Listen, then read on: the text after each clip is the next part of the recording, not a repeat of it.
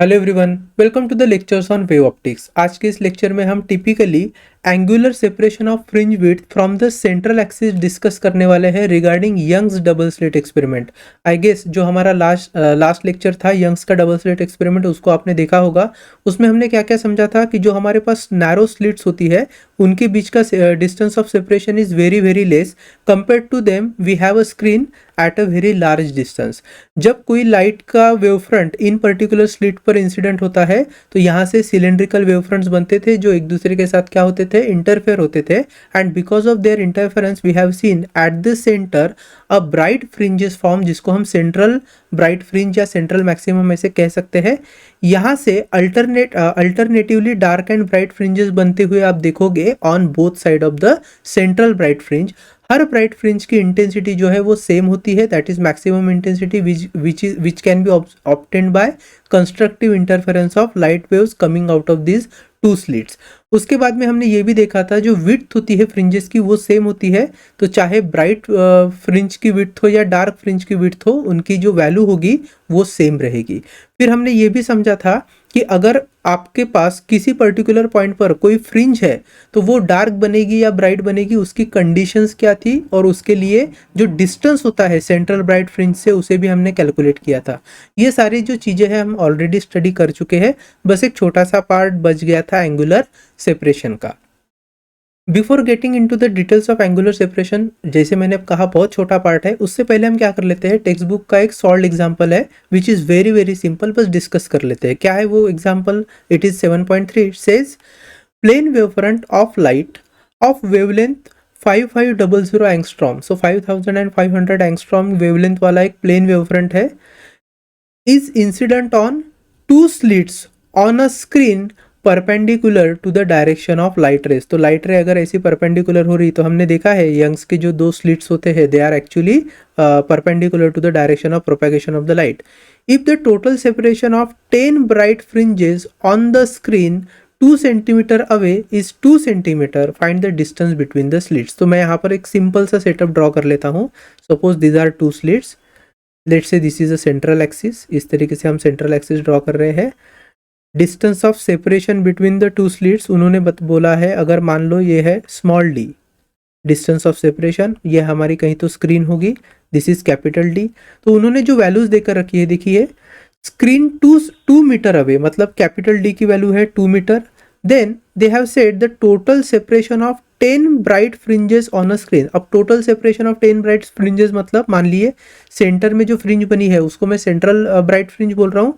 यहाँ से जो 10th नंबर की ब्राइट फ्रिंज होंगी उनके बीच का जो सेपरेशन है it is given as 2 centimetre. तो ये जो डिस्टेंस है, दिस डिस्टेंस इज 2 सेंटीमीटर। आप एक तरीके से ये भी कह सकते हो कि y10b is nothing but 2 centimetre. तो 10th नंबर के ब्राइट फ्रिंज का जो डिस्टेंस है from central bright fringe that is given as 2 centimetre. या इसको आप ऐसे भी कह सकते हो कि अगर मैं B10 और B0 के बीच में in terms of fringe width distance निकालना चाहूँ, तो how much it would be, 10W minus 0W would be equal to 10 times of W। तो 10 टाइम्स W का सेपरेशन जो है it is given as 2 centimetre which is 2 into 10 to the power -2 metre. ये हमारा given data है, इतना आपको याद रखने को होना है। फिर वेवलेंथ देकर रखी है which is 5.5 into 10 to the power -7 metre हो जाएगी, क्योंकि 5500 angstrom is 5000 and 500 into 10 to power -10, और उसको हमने कन्वर्ट कर लिया यहाँ पे मीटर के फॉर्म में। तो 10W हमारे पास डेटा दिया है, लैम्बडा भी दिया है और कैपिटल डी का भी डेटा दिया है। पूछा क्या है, find the distance between the slit, मतलब स्मॉल डी पूछा है। तो देखो कितना ईजी है, I can write that 10 times of W is nothing but 2 into 10 to the power -2। ठीक है, यहाँ से मैं क्वेश्चन सॉल्व कर रहा हूँ, this is the question I am solving. So 10 times of W is equal to 2 into 10 to the power -2. I know what is W. W would be then 2 by 10. So 2 by 10 into 10 to the power -2. Now W is nothing but lambda capital D upon small d. So that would be 2 into 10 to the power ये हो गया -3. So small d would be lambda capital D upon 2 into 10 to the power -3. चलो solve कर लेते हैं इसको फट से। So I can write small d is equal to lambda capital D upon 2 into 10 to the power minus 3. So lambda is how much? 5.5 into 10 to the power minus 7. Capital D कितना दिया था? 2 metre divided by 2 into 10 to the power minus 3. देखो 2 cancel हो गया, 10 to the power minus 3 ऊपर जाएगा तो plus 3 बनेगा. What we will have? 5.5 into 10 to the power minus 4 metre. This is the distance between two slits. अगर इसको centimetre में करना है तो we can write 5.5 into 10 to the power minus 2 centimetre. और फिर से अगर डेसिमल पॉइंट को शिफ्ट कर लेंगे so 0.055 centimetre would be the final value of distance between two slits और separation of two slits in terms of centimetre. ठीक है, तो ये हमारा यंग्स का डबल स्लिट एक्सपेरिमेंट था. अब चलो लौट कर आते हैं हमारे मेन टॉपिक के, that is angular separation of fringe from the central axis. तो यहाँ पर भी मैं क्या कर लेता हूँ, छोटा सा स्कीमेटिक ड्रॉ कर लेता हूँ. तो suppose these are two slits, ये पहली स्लिट हो गई, ये दूसरी स्लिट, एंड लेट्स से इसको हमने इस तरीके से ड्रॉ किया है. ये दो हो गए पॉइंट सोर्सेज भैया, इनको हम नाम दे देते हैं ना S1 एंड S2. उनके बीच का जो डिस्टेंस होता है, this is how much? It is small d. So this distance is small d. ठीक है, एक सेंट्रल एक्सिस भी ड्रॉ कर लेते हैं इस तरीके से. एक यहाँ पर मैं ड्रॉ करूँ, this is a central axis and here somewhere screen is there. यहाँ हमारी ऐसी स्क्रीन है, चलेगा? ठीक है. अब देखो, हम जानते हैं सेंटर में, अगर इस पॉइंट को मैं O बोल रहा हूँ तो इस पॉइंट पर हमेशा सेंट्रल ब्राइट फ्रिंज होती है. This part, this represent central axis. और जो भी P पॉइंट पर एक फ्रिंज बनेगी, चाहे वो डार्क बने चाहे वो ब्राइट बने, उसका एंगुलर सेपरेशन हमें निकालना है. तो एंगुलर सेपरेशन निकालने के लिए ध्यान रखना, ये जो दो स्लिट्स होते हैं इनके बीच का जो मिड पॉइंट होता है, उस मिड पॉइंट से हम उस पॉइंट को ज्वाइन करते हैं. और ये जो एंगल होता है, this angle is nothing but angular separation. So I M simply drawing this like this. यहाँ पर ऐसे मैंने ड्रॉ कर लिया है, and this point is a P point.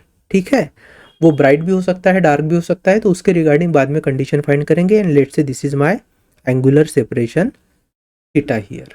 चलेगा? अब देखो, हमने देखा है कि P पॉइंट पर, इस P पॉइंट पर कौन सी फ्रिंज बनेगी, ये डिपेंड करता है कि S1 और S2 से जो लाइट वेव उसके ऊपर इंटरफेयर करेंगे उस P पॉइंट पर, वो उनके बीच में कितना पाथ डिफरेंस होगा. तो path difference plays an important role. तो इसी तरीके से यहाँ पर भी मैं क्या कर लेता हूँ, दो लाइट वेव ड्रॉ करके दिखा देता हूँ आपको. One is reaching from S1 and another is from S2. सो इस तरीके से हमने दो लाइट वेव निकाल ली है. हमें पता है कि जब हम इस S1 से एक परपेंडिकुलर ड्रॉ करते हैं, the perpendicular drawn from S1 on this S2 वाला पाथ, ऐसे इस तरीके से. तो दिस इज द परपेंडिकुलर. ठीक है, अगर ये M पॉइंट है तो this part represents path difference delta L. ठीक, और ये जो एंगल होता है दिस इज ऑल्सो थीटा.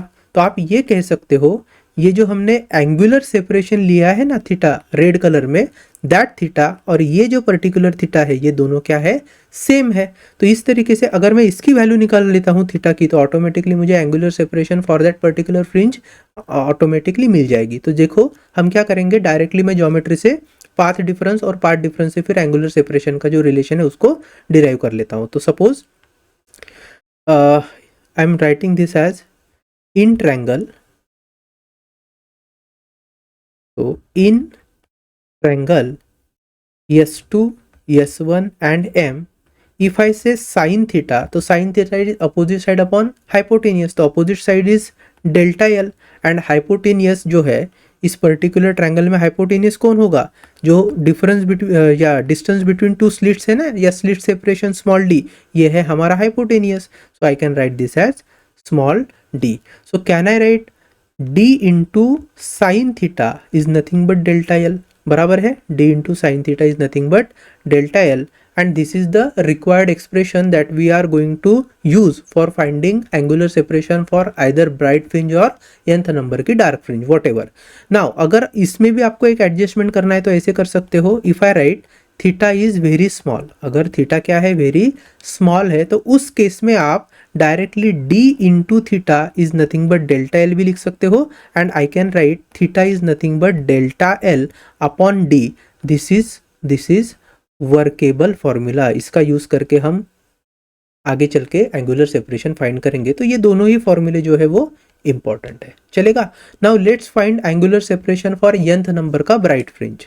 तो first part, angular separation of nth bright fringe, nth bright fringe, ठीक है। तो चलो फिर से उसी सेटअप को मैं यहाँ पे फट से ड्रॉ कर लेता हूँ।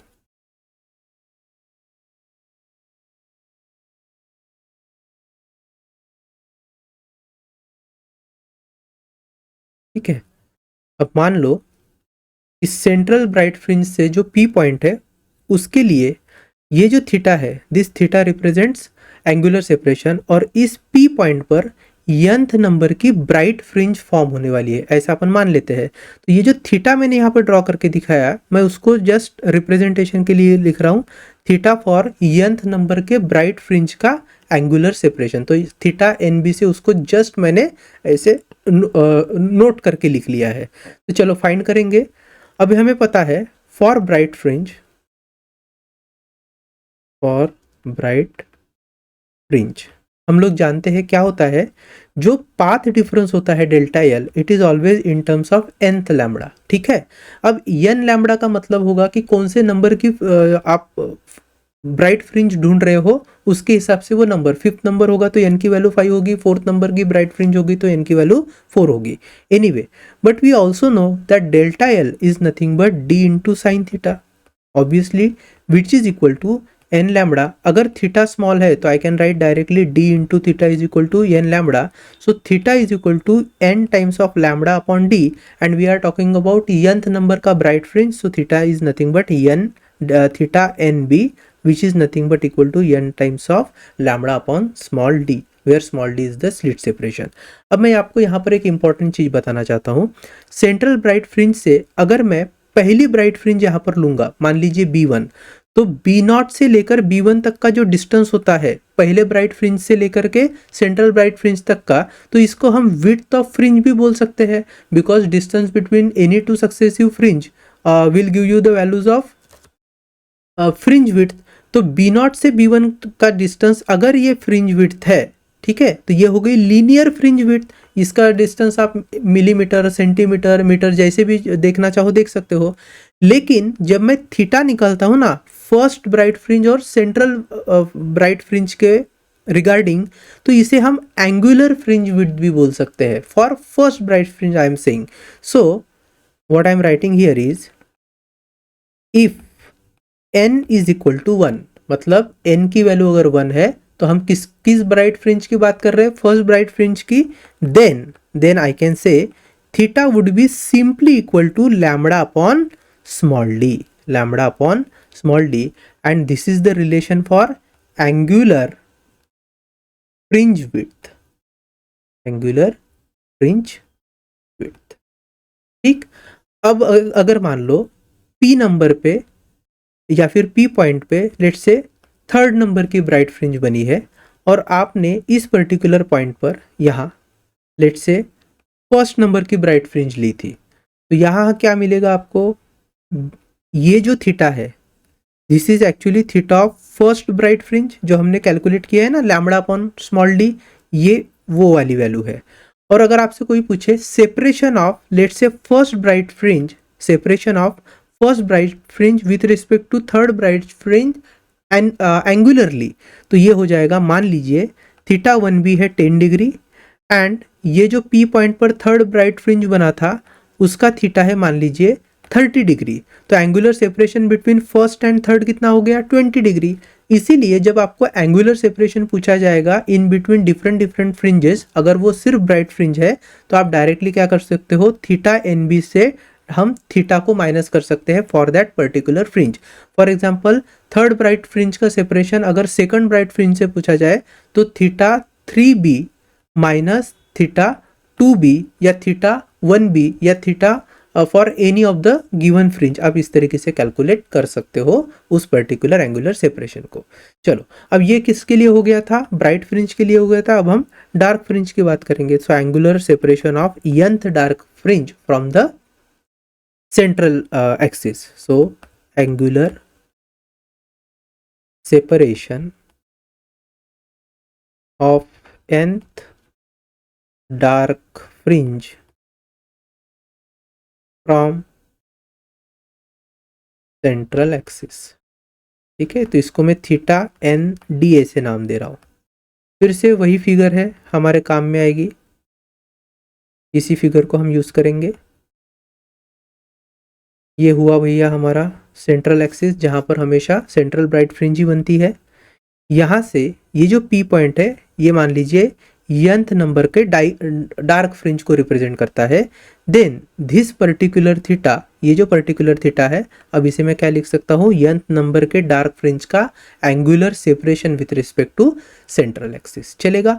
अब यहाँ पे हमें पता है कि फॉर डार्क फ्रिंज जो पाथ डिफरेंस होता है डेल्टा एल, क्या होता है वो? Twice of N minus one into lambda by two. यहाँ पर एन की वैल्यू 1 से लेकर इन्फिनिटी तक वेरी हो सकती है। ठीक है, जीरो नहीं होगी कभी एन की वैल्यू। नाउ वी नो भैया delta L is nothing but d sine theta. So d sine theta is equal to twice of N minus one again lambda by two. तो अगर थीटा स्मॉल है तो sine theta को directly मैं theta लिख लूंगा। So this is theta for nth number का dark fringe and that would be equal to twice of N minus one lambda by two into ये जो डी था, इस डी को मैं यहाँ नीचे डिनोमिनेटर में अगर लेके जाऊंगा तो 2 इंटू डी।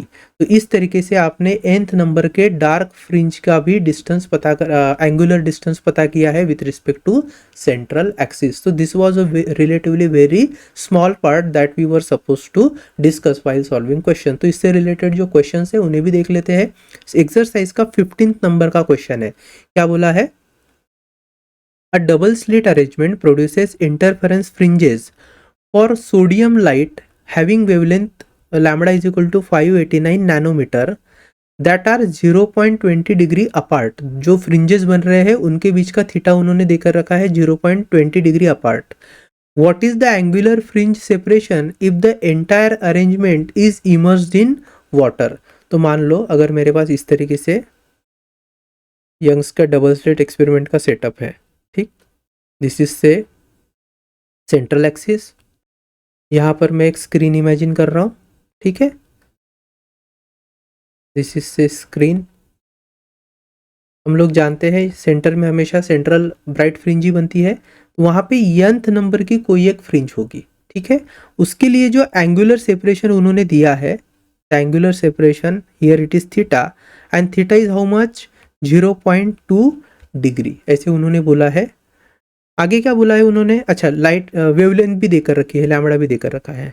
आगे बोला है what is the angular fringe separation if the entire arrangement is immersed in the water. मतलब अगर मैं इस पूरे सिस्टम को वाटर में लेकर जाऊं तब हमें एंगुलर सेपरेशन में क्या चेंज देखने को मिल रहा है। हम जानते हैं, देखो पहले भी मैंने बोला था, ये अगर सेटअप वैक्यूम में या एयर में है तो जो फ्रिंज विड्थ होती है वो अलग होती है, और जैसे ही इस सेटअप को आप किसी मीडियम के अंदर डाल दो with respect to some refractive index, then that medium के अंदर जो फ्रिंज विड्थ होती है it becomes W upon refractive index of that medium. ये हमें पहले से ही पता है। तो इसका मतलब है अगर फ्रिंज विड्थ में चेंज हो रहा है तो ऑटोमेटिकली जो एंगुलर सेपरेशन होता है in between that dark fringes और bright fringes from the central axis वो भी जरूर देखने को मिलेगा। तो वो उन्होंने उसकी वैल्यू पूछी है। अगर मान लीजिए मैं पहले वेवलेंथ की वैल्यू लैम्बडा वन लेता हूँ, ध्यान से समझना इस क्वेश्चन को, बहुत ईजी क्वेश्चन है वैसे। अगर पहले वेवलेंथ की वैल्यू लैम्बडा वन है तो lambda one is how much? 589 nanometre, that is 10 to the power -9 metre. उस समय जो एंगुलर सेपरेशन दिया है दैट वैल्यू इज थीटा, उसको मैं लिख रहा हूँ theta one, and how much it is 0.2, तो 0.2 डिग्री। अगर इसको रेडियन में कन्वर्ट करना है सो 0.2 इंटू पाई अपॉन 180, इस तरीके से हम इसको रेडियन में भी कन्वर्ट कर सकते हैं। और बाद में इस सेटअप को कहाँ पे डाला होगा? उस पर्टिकुलर वाटर या किसी भी लिक्विड में डाला है जिसका रिफ्रैक्टिव इंडेक्स उन्होंने 1.33 लिया है। अब हम लोग जानते हैं जो थीटा का फॉर्मूला है, थीटा इज इक्वल टू, अगर ब्राइट फ्रिंजेस होती है तो n lambda upon small D आता है। और अगर डार्क फ्रिंजेस होंगे तो क्या आएगा, यही formula, theta is equal to twice of N minus one lambda upon twice of d. तो या तो ब्राइट फ्रिंज मान लो या फिर डार्क फ्रिंज मान लो, कोई भी एक फ्रिंज को हम कंसिडर कर लेते हैं। मान लीजिए मैं ब्राइट फ्रिंज ले रहा हूँ, तो पहले केस में जो एंगुलर सेपरेशन दिया है ना 0.2 डिग्री का, वो nth नंबर के ब्राइट फ्रिंज का सेपरेशन है with respect to central maximum, ऐसा अपन लोग अभी मान लेते हैं, ठीक है।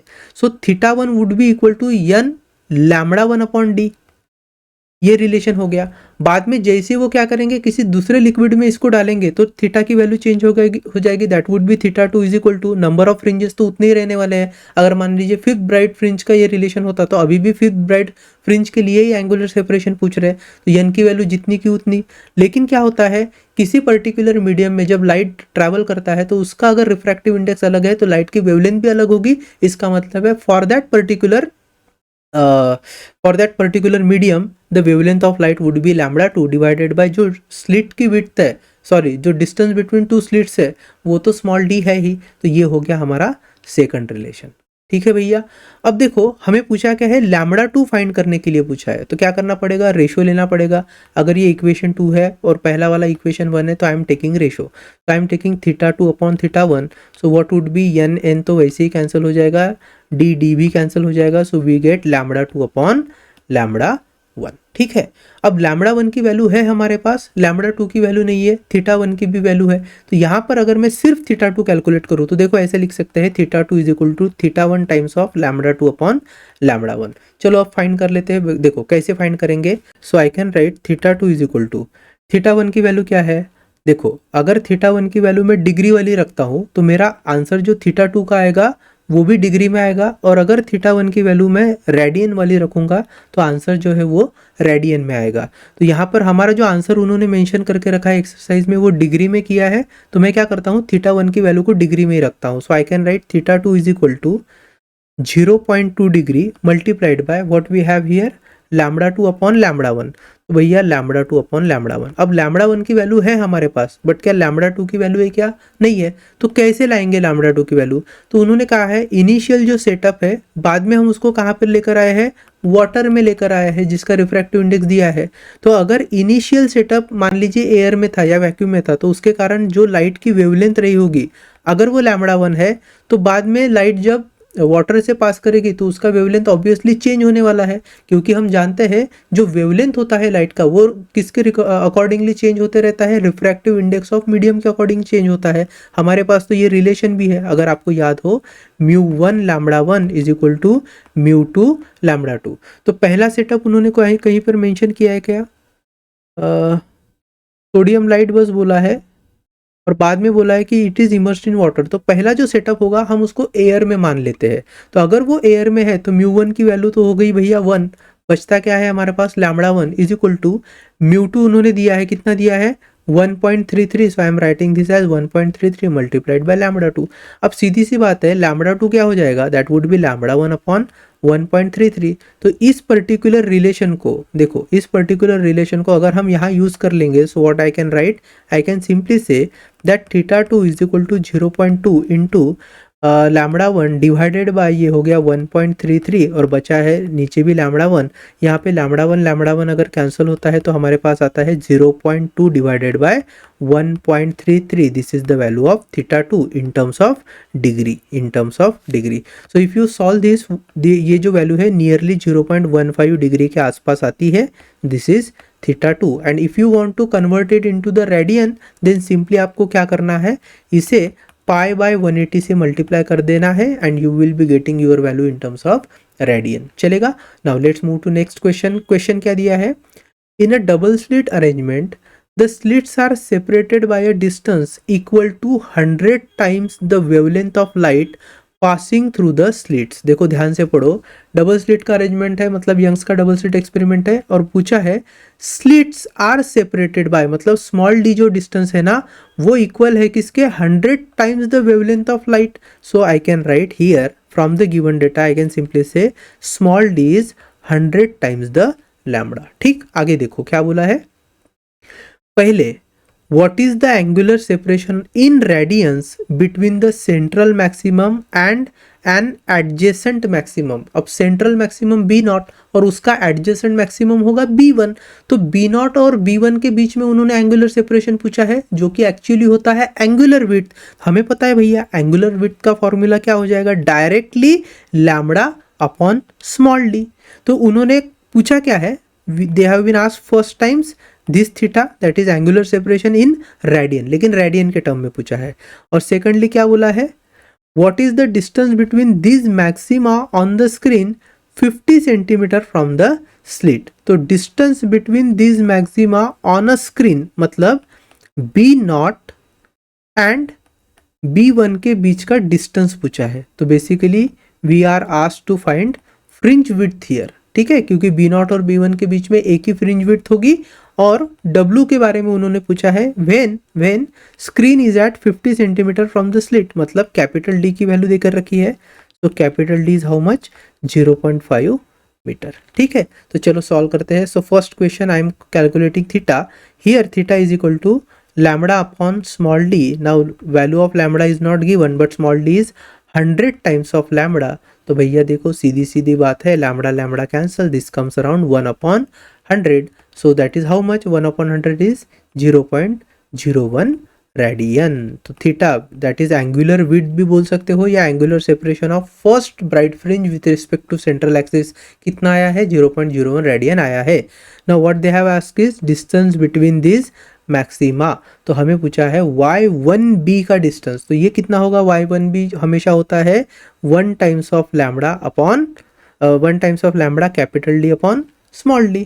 तो चलो लैम्बडा की वैल्यू है क्या अपने पास, नहीं है, कैपिटल D दिया है 0.5 मीटर, small d is 100 times of lambda, again lambda lambda cancel. So y1b is equal to 0.5 upon 100, 100 क्या होता है 10 टू द पावर 2, उसको लेकर जाऊंगा ऊपर तो 10 to the power -2, that is 0.5 into 10 to the power -2 metre. अब 10 टू द पावर -2 को हटा दूंगा तो मैं इसको सेंटीमीटर भी लिख सकता हूँ। तो y1b is equal to 0.5 centimetre and that's my answer, ठीक है। तो यहाँ पर एंगुलर सेपरेशन वाला जो टॉपिक है ना हमारा, अब वो खत्म हो चुका है।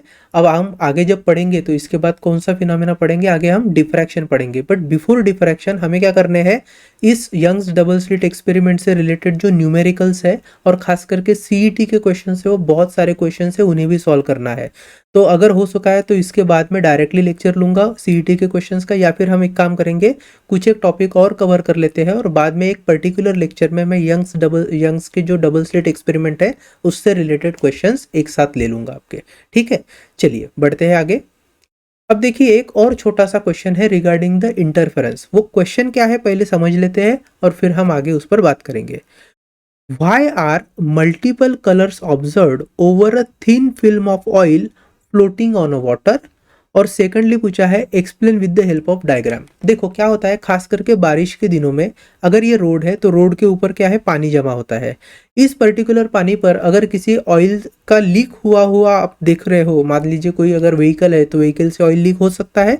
तो वो जब ऑयल इस पर्टिकुलर बारिश के दिनों में रोड पर स्प्रेड होता है तो वहां पर आप इस पर्टिकुलर ऐसे ऑयल के फिल्म पर आप देखोगे मल्टीपल कलर के ऐसे बैंड्स फॉर्म हो जाते हैं ना, वो चमकने लगते हैं अलग अलग कलर के, खास करके येलो ग्रीन येलो जो रेड कलर्स होते हैं वो प्रोमिनेंटली दिखाई देते हैं। और इसकी ही तरह और एक फिनोमिना भी होता है खास करके सोप बबल में। तो सोप बबल अगर आप धूप में ऐसे एंजॉय कर रहे हो, उनको बना रहे हो, तो उन सोप बबल पर भी इस तरीके के ऐसे फ्रिंजेस फॉर्म होते हुए आपने देखे होंगे। तो ये भी किसके कारण फॉर्म होते हैं, इंटरफेरेंस के कारण फॉर्म होते हैं। बट सवाल ये है कि ये इंटरफेरेंस होता कैसे है। तो मान लो मेरे पास इस तरीके से एक सोप बबल है, तो इस सोप बबल में ये जो सोप सॉल्यूशन की लेयर होगी उसकी एक सर्टेन थिकनेस है, फिर बाहर की दिशा में और अंदर की दिशा में क्या है, एयर है। तो इसी तरीके का एक हम पर्टिकुलर केस इमेजिन कर लेते हैं जहां पर जिस पर्टिकुलर ऑयल फिल्म या सोप सॉल्यूशन के ऊपर लेयर फॉर्म होगी उसको एट अ सर्टेन थिकनेस हम यहाँ पर ड्रॉ कर लेते हैं। तो let's say this is an oil film का थिकनेस और सोप सॉल्यूशन का थिकनेस, ठीक है। इसके नीचे अगर ये ऑयल फिल्म होगी तो इसके नीचे वाटर होगा, और अगर ये सोप सॉल्यूशन है तो नीचे क्या होगा, एयर होगा। मान लो ये जो पर्टिकुलर ऑयल फिल्म है इसका कुछ रिफ्रैक्टिव इंडेक्स है म्यू, ठीक है, म्यू है। हम क्या इमेजिन कर लेते हैं कि एक लाइट वेव है जो ऐसी आ रही है और इस पर्टिकुलर इंटरफेस पर ऐसे इंसिडेंट होगी। अब क्या होता है जब लाइट वेव इंसिडेंट होती है किसी भी इंटरफेस पे, तो दो पर्टिकुलर एक्शंस आप देख पाते हो। एक तो इंटरफेस से certain part of light will get reflect और कुछ पार्ट जो है वो रिफ्रैक्ट भी होती है, तो रिफ्लेक्शन एंड रिफ्रैक्शन दोनों ही देखने को मिलती है। तो यहाँ पर मैं सर्टन पार्ट ऑफ लाइट को ऐसे रिफ्लेक्ट होते हुए दिखा रहा हूँ। सो this is light which will get reflected like this. If this is my angle of incidence here, if this is angle of incidence and this is my angle of reflection, तो हम जानते हैं angle of reflection और angle of incidence जो होता है वो same ही होता है।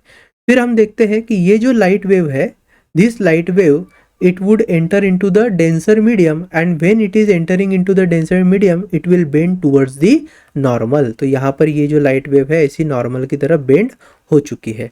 अब वो क्या हो गया, ये जो पर्टिकुलर लाइट वेव है जब इस नॉर्मल की तरफ बेंड होकर आगे आएगी तो यहाँ पर वो सेकंड इंटरफेस पे जरूर आएगी।